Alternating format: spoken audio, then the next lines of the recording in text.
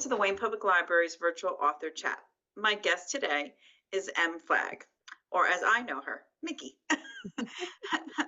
Mickey Flagg's imaginative world is full of mystical warriors, witches, and the not so normal vampires. Always an avid reader, the realm of paranormal fiction is her favorite genre.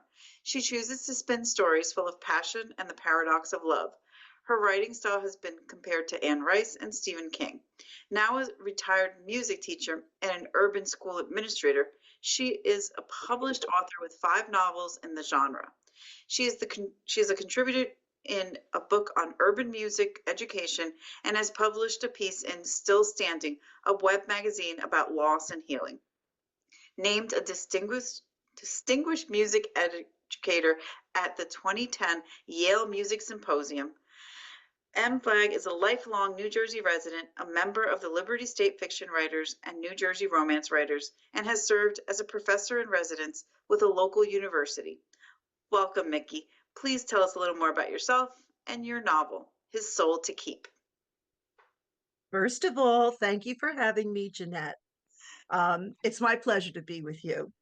I grew up in the Botany Village section of Clifton and moved to Wayne over 30 years ago, so this is my home. In retirement, I returned to writing after 12 years of a hiatus.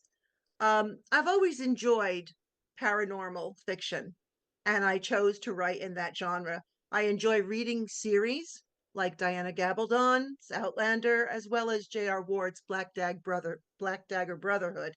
So when I decided to write, I guess I fell into a series very easily. The more books in a series for me, the better. I like to immerse myself in an author's world. As for His Soul to Keep, it is the third book in my paranormal series, The Champion Chronicles, published by the Wild Rose Press. It follows a vampire whose existence has changed in a most unique way. So it's not all fangy and bloody.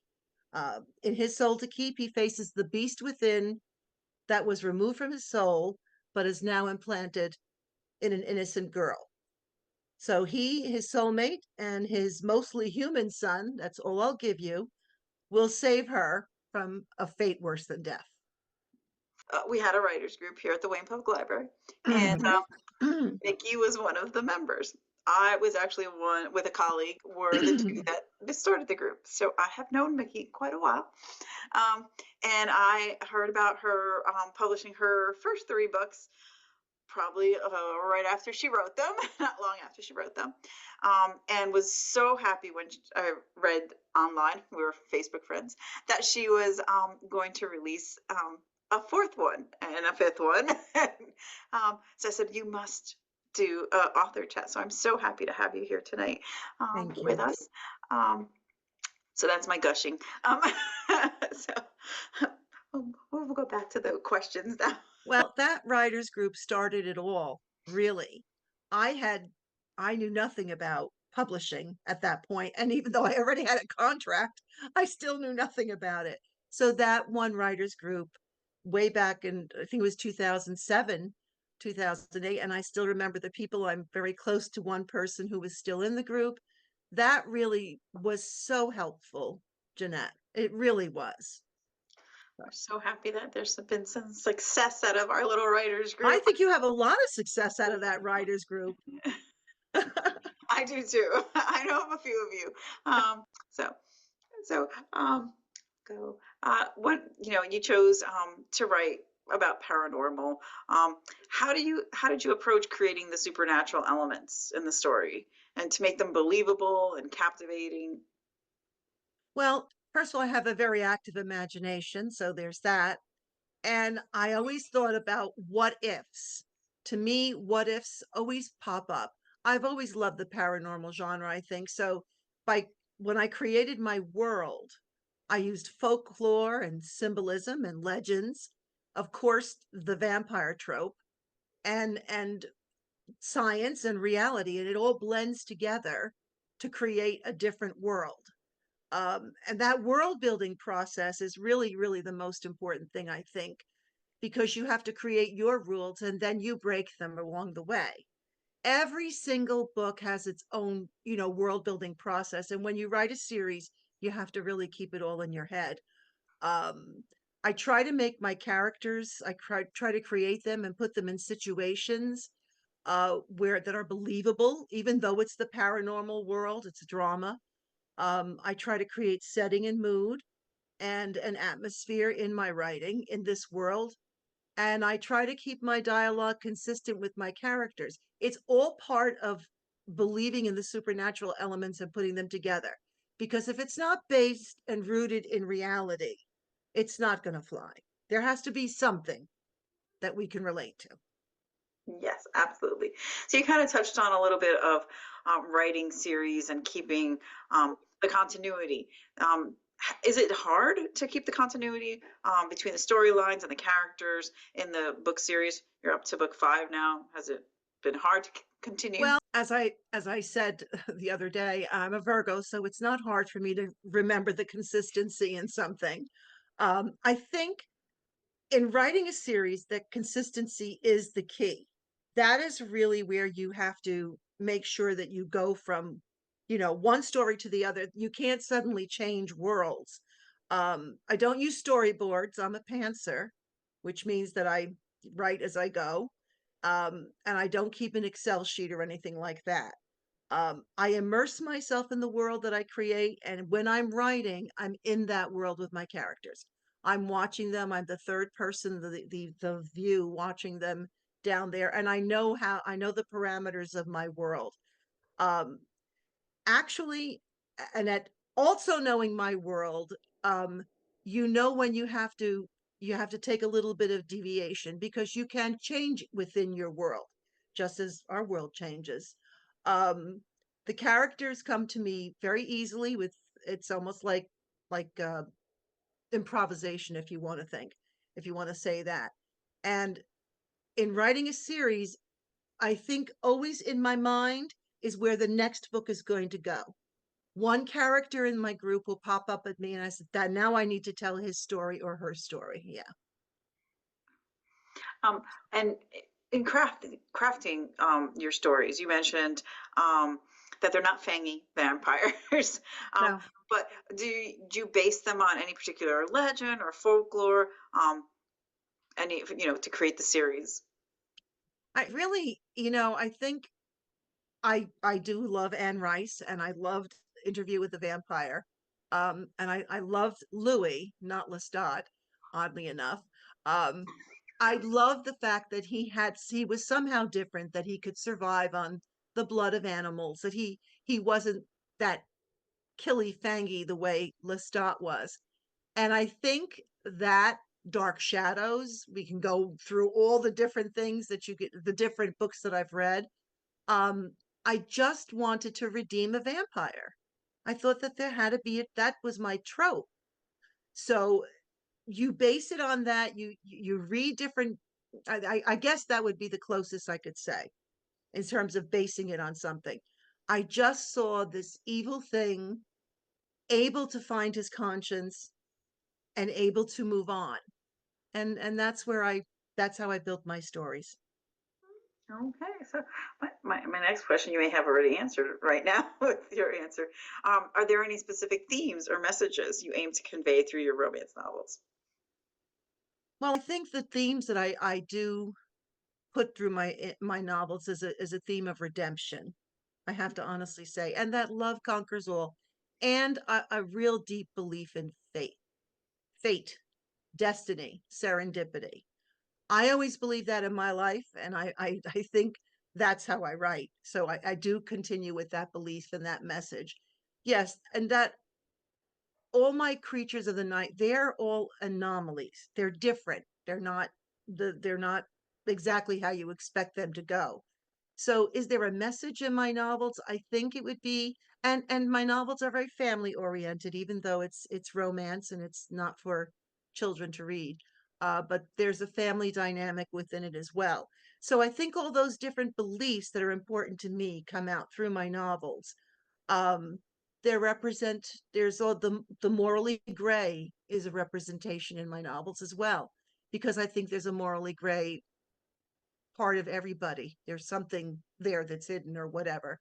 So yes, those are the themes that come through, and the messages I think that love conquers all, Okay. you know, and And if many, that, there are many forms of love. yes, that's true. Um, do you feel that that's the what you wish that you hope that the readers take away from your novels? Well, I want the readers to enjoy a different world. I like to read an escape. When I'm reading a series, I go right into that series. As I said, I have a very active imagination, and I would hope to give my readers a good read, something to escape from the norm that they're the problems and everything that goes on in the world today. And the theme is also that there is redemption at the end of things. It's we go through life, and if you use life experience when you write, because you can, and obviously I can't use the experience of a vampire, but you build a resilience, and you include in your world people that keep you safe and people that you keep on the outer edges of things. And I think that when you read a book and you immerse yourself in that book, you want what I want my reader to do is to come into my world, take a view of it, and to leave their own world behind for a little while. Can you share any personal experiences or anecdotes that influenced your writing? Well, obviously, I can't because I'm not a vampire or a witch or a warlock or a sorcerer or a mystical warrior. But personal experience is in all of my novels. I, you can't help traveling that I did, the different settings that I put the books in. I've been to those places. I've seen them. I've walked those streets, and I bring that into my setting because I loved those areas that I had visited so many years ago. So my travels are in there. A lot of life experiences, a lot of my teaching experiences, my experience as a musician and as an actor are in there. They're built into different characters. I know how I build my characters and who they're based upon, so to speak. So, everything is there. And I do have acting experience. I have an acting background as well.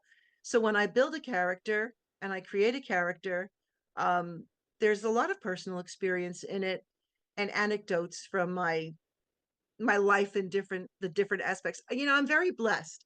A lot of people, not a lot of people, I shouldn't say that. I've been very blessed because I've had a various career path along the way.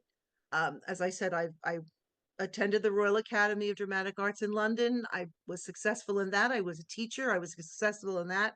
I was an administrator, a mother, so many things along the way. And all those experiences, when you come together, when you write, all of those life experiences somehow fall into there, especially with the character that will take over in book 4 as an adult.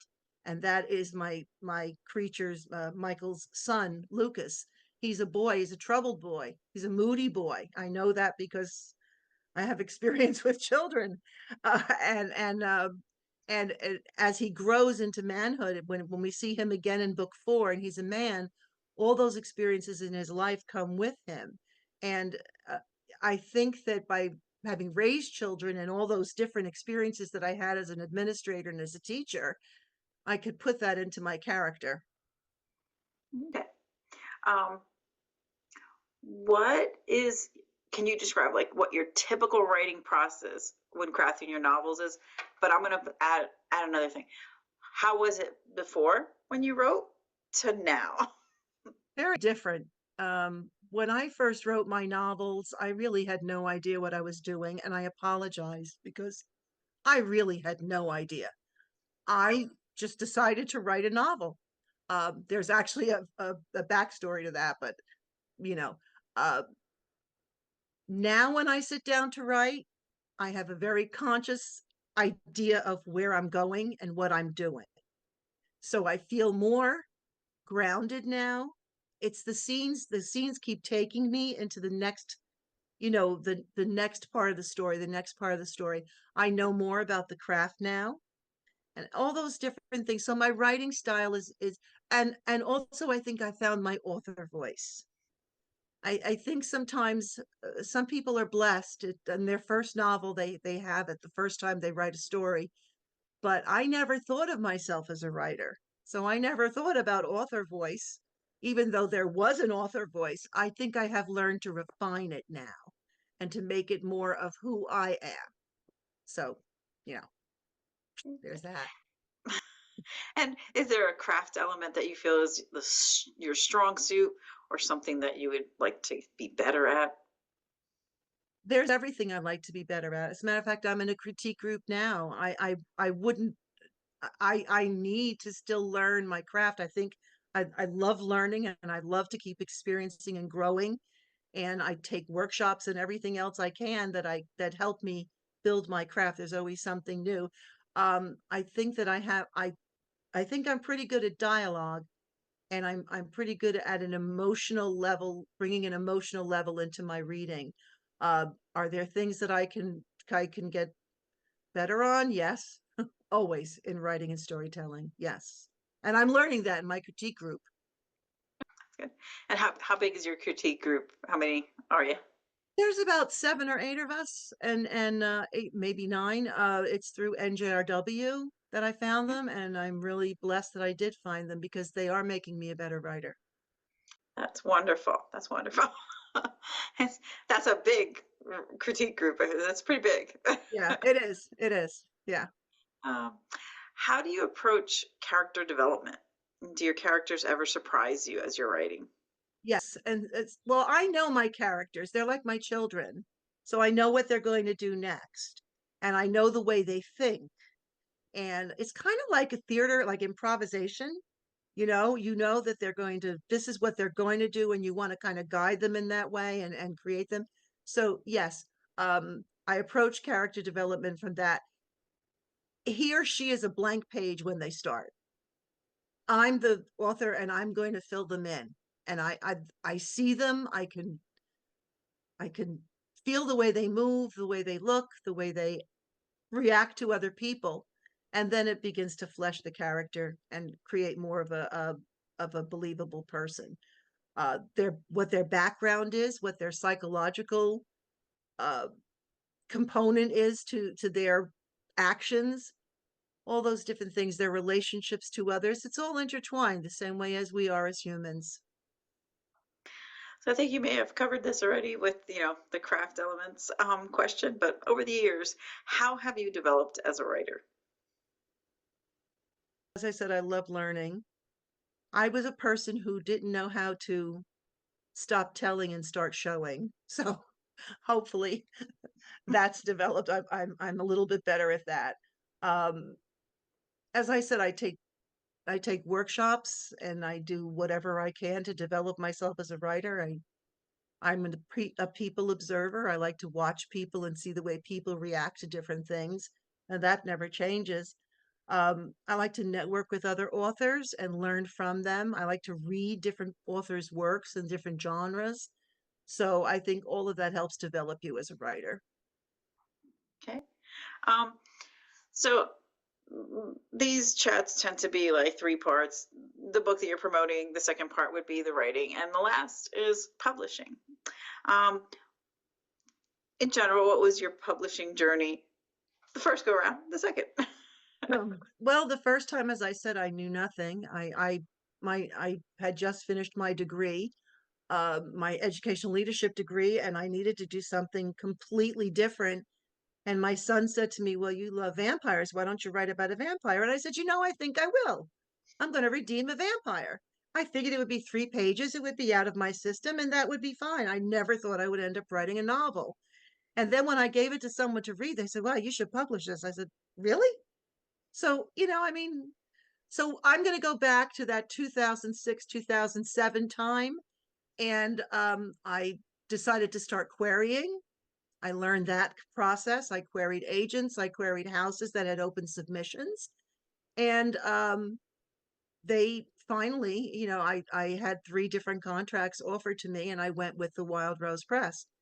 And I was very lucky to get an excellent editor there, Callie Lynn. And she really helped grow me. I was a very green writer. Um, I did 3 novels. I stopped writing in 2010 and I threw myself into my professional life because that was where I was needed. And when I retired, I came back to writing to find a very different publishing. Everything was different. I mean, back then you had you submitted more or less a hard copy of what you wrote. Um, so my journey to publication became different. I wrote the novel. I had the time now, and I went back to my first 3 novels, and I had to revise parts of them because of where I took the fourth novel. And when I queried it, my I queried to 3 different different companies. 3 people were interested, but once I heard back from the Wild Rose Press and my editor from way back when, I knew I was going to go back with her. So I'm very blessed that way. They were able to recontract because the rights had reverted back to me at that time for my 3 books. They were able to give them new covers, and they accepted the revisions, and they gave me the fourth contract for my fourth book. So, and now I'm have a 5th book with my editor, and tried the self pub. I have a little self pub out there, and I'm on right now working on a YA. So I should know whether or not that'll be contracted in the middle of July. Okay. Wow. So Busy, very busy. busy, but good. I tell you, my children are adults now, but they know where I am. They know I'm not getting into any trouble. They can know exactly where to find me. Um, or, you've mentioned your editor, but do you use beta readers? Yes, I do. And I use, well, first of all, my first reader after I write the story, even before it's polished, um, when I think oh yeah, I'm like really on the road now. It's good. It's ready to go, but it's not. I give it to my sister. My older sister reads everything I write before anybody else gets to read it. And she's got an eagle eye for editing. She is fantastic. And although this is not her genre, she doesn't like vampires. She doesn't like paranormal. She's a murder mystery nut, um, but and suspense. But she reads my work, God bless her, and she gives it back to me, and she finds so many things that I didn't see. Um, Asks me questions about it, and then I'll give it to my beta readers and take their feedback. And then I know I have a lot of work before I send it to my editor. So how do you stay motivated and committed to the project, especially during the revision and editing? I love editing. I write the story. I do. I love editing. I know it's Gosh. terrible, but it's like my favorite thing to do. I get the story out of me whole. I just let it come out of me, and then I spend my time editing and taking it apart, chapter by chapter, sentence by sentence, moving things, adding things, filling up the holes. So that's the way I go about it. That's my and then after that, then I'll probably give it back to my sister and start the whole process over again. Wow. You don't often hear too many people, oh, I love the editing I process. really like I don't know why. I don't know why. I think it's fascinating to me to change the words. So you have mentioned critique partners and writers group. How important were they with Absolutely. There's not even a question about importance. I mean, that little critique group way back then, I still remember and I still recall every face and putting my work in front of them and taking their work and that type of a discussion. Um, Critique groups or writers groups are very important, whether you're I think a novice or whether you want to write or whether you are writing. I think it's really important because you know as well as I that when you create a work, you see it through your own eyes.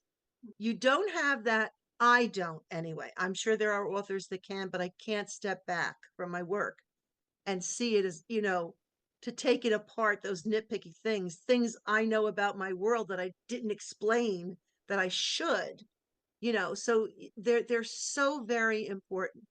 The same as writer conferences, all of these, any workshops, anything you can do, but the critique group and the and writers groups, they're very important in the writing process.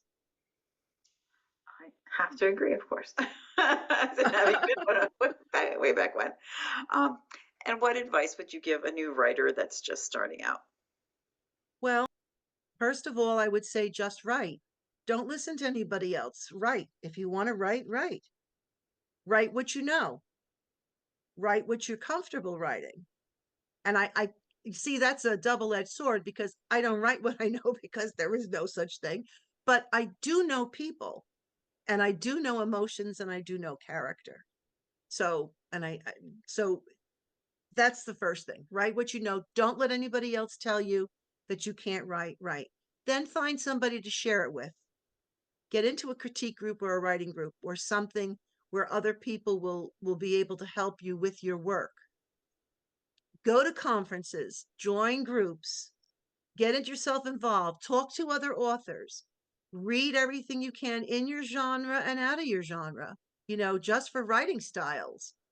I've found I love to watch a reader's writing. If I like a writer's style, I could read almost anything they write. But you don't cut yourself short by only staying in your little world. It's very hard to share your work. You know what I'm talking about. It's very hard to put yourself out there. And that's a really difficult thing.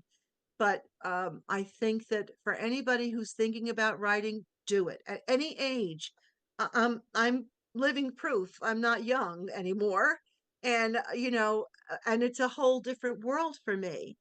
And it was a different world back when I was in my 50s. It was a different writing world then. So I think that for a new writer, I would say, and learn everything you can. Learn everything you can. Don't limit yourself ever.